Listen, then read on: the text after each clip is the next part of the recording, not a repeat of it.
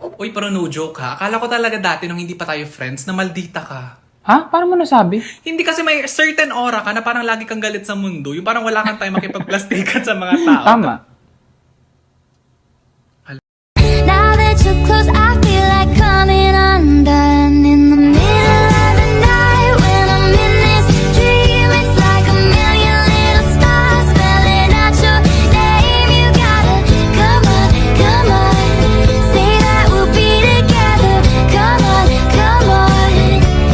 oh. Ayan.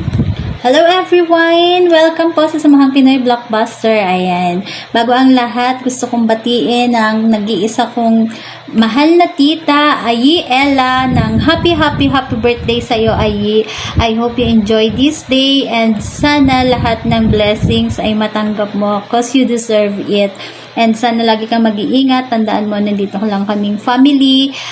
Thank you sa lahat ng tinuturo mo sa amin. Sa good ship ng aming family, ng ating family. No? Kung may bad ship, ako yon, ikaw ang good ship. At ikaw ang laging nagsasabi sa amin ng mga tama namin gawin. And nakikinig kami sa'yo. Sana mas tumagal pa yung samahan natin and wag kang mawawala sa landas. Ayan, ay mahal na mahal ka namin. Lagi mong tandaan, nandito kami. Alam namin na nandyan ka lang naman para sa amin and sana wag mo rin kalimutan na nandito rin kami para sa'yo. And I just wanna share na kung i-share ang one of the Bibles dahil birthday mo, Bible verse.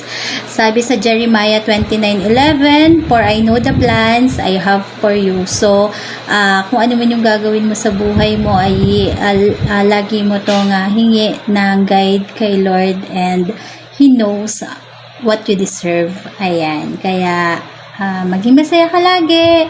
I love you, Ayi. Happy birthday. Mwah!